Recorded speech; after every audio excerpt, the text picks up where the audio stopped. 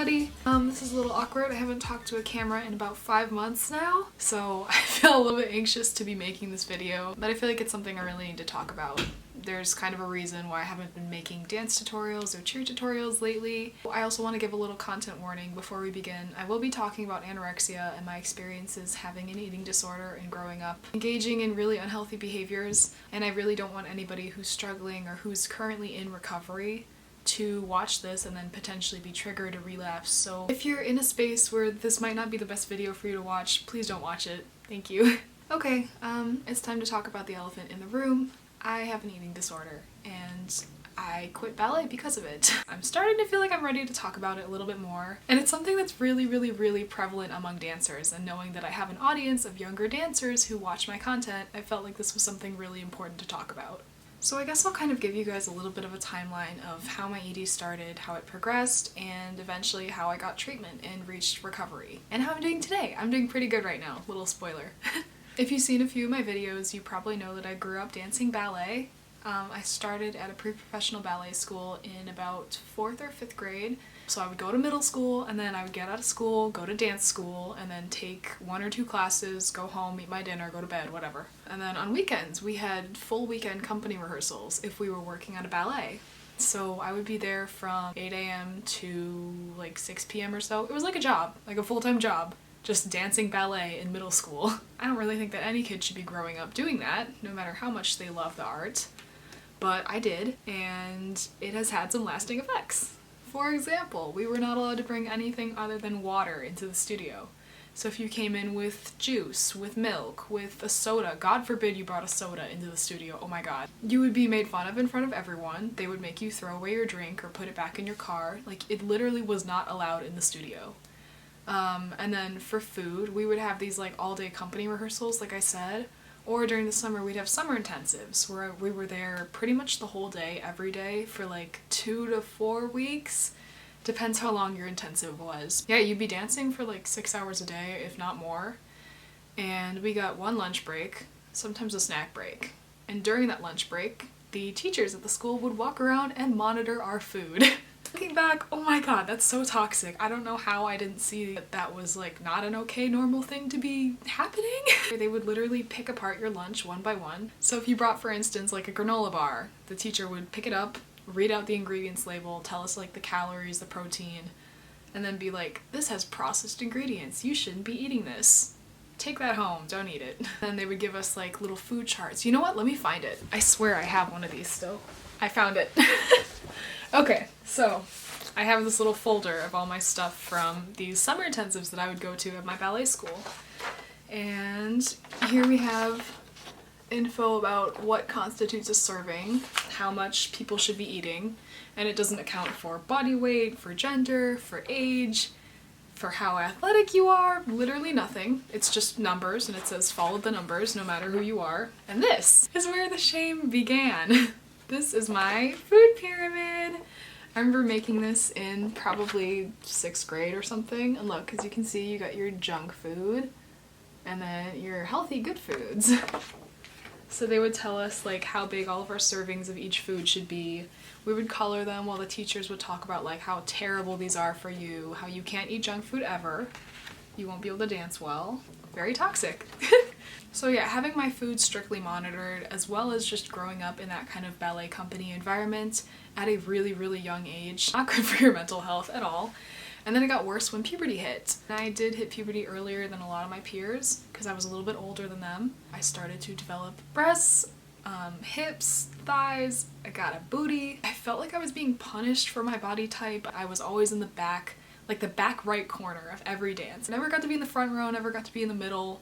Didn't get solos, didn't get good parts in any of the ballets because I didn't have the right body type, and I was just really tall for my age. I always felt like I wasn't in the right sport, or I wasn't supposed to be dancing ballet because I just didn't look right for it. And that's when I decided that I was going to change that. So in probably 7th grade or so, I remember I began restricting, and that just started pretty innocently with just eating a little bit less at lunch, eating a little less at dinner. I decided that I wasn't allowed to have seconds on anything. Then high school came along and I decided that this ballet school just wasn't the right place for me. I didn't plan on being a professional dancer, so I wasn't sure why I was training like a professional dancer. at such a young age if I didn't even want to go pro. So I ended up leaving that place and I found a different dance school. This other dance school ended up being terrible as well, but in a different way. So this dance school that I went to in high school was a very small studio, so it was not nearly as professional. It was pretty poorly run, and I got bullied a lot at this new school, and the teacher would also make a lot of comments on my weight and on my body. I should have known from the beginning that this was not going to be a good place for me, because I literally was leaving my first class at this school and I overhear the girls saying, "Hey, should we add Emily to the group chat?" And then this other one goes, "No, have you even seen her?" I was like, oh. I just left. I didn't tell the teacher, I didn't say anything about it, so I knew from the start that these girls didn't like me. And then that progressed into straight up bullying, like deleting my name from email lists so that I would not show up on time to a rehearsal because they didn't tell me. They removed me from the email list. I wasn't in the group chats, I wasn't in anything. They would literally make fun of my dancing in class in front of me. I would see them laughing in the mirrors. So that was great.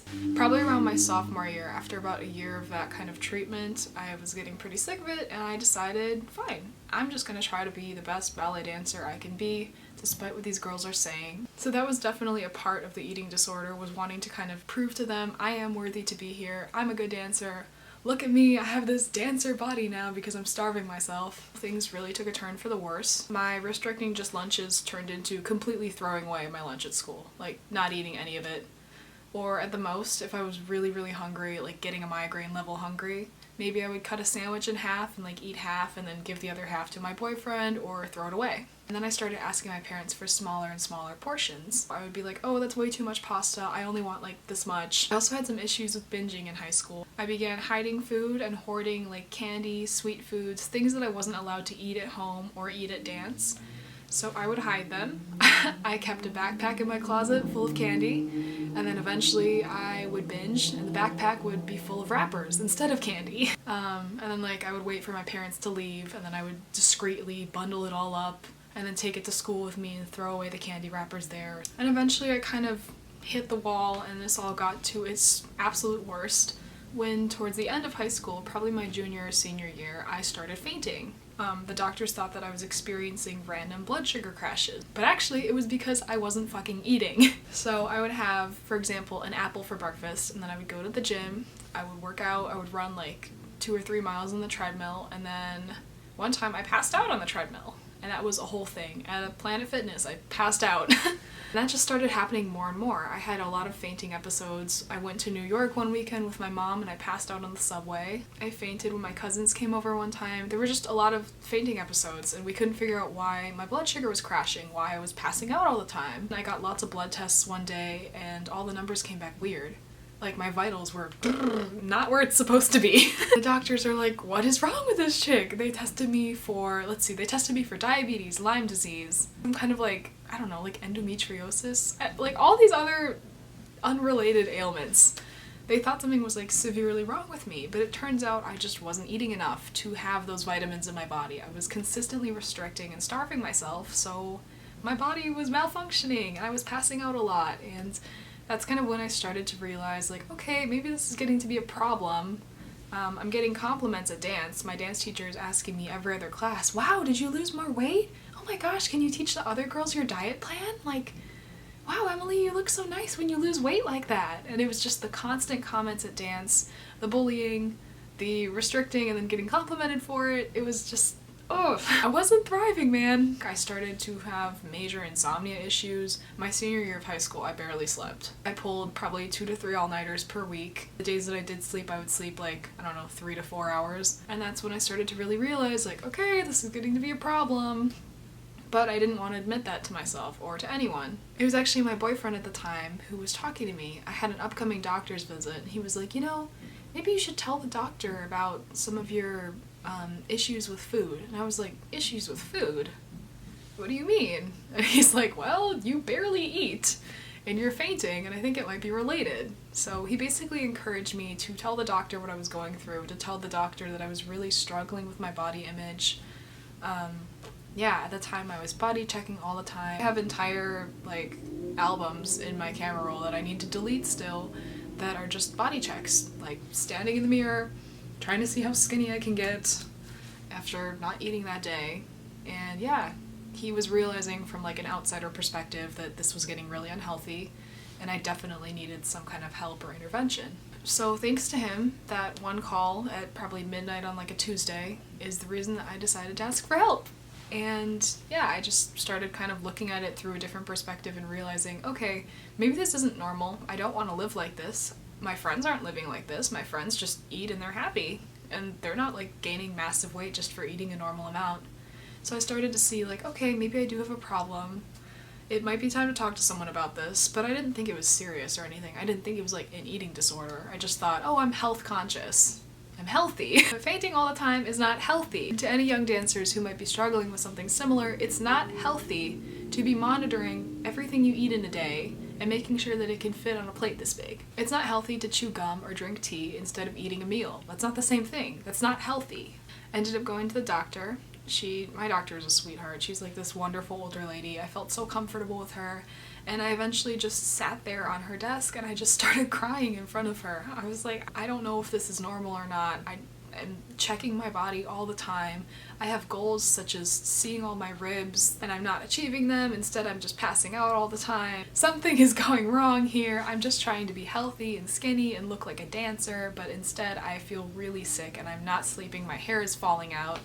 And the doctor is like, oh my god. She got my parents involved. She basically called my family that night after we went home and she was like, hey, your daughter has some serious issues. I gave her a pamphlet for a eating disorder treatment facility. I think you guys should go check it out. She really needs some help. And that is when the recovery arc began. I'm sorry if I'm laughing a lot. I get really uncomfortable talking about this stuff, so I try to like brush it off. Oh, it's not that big of a deal. Apologies for that if I don't sound very serious talking about something that is very serious, and I tend to laugh when I'm afraid, so I just did it right there. I feel like my family was a little hesitant at first because they didn't really realize it was as severe as it had gotten.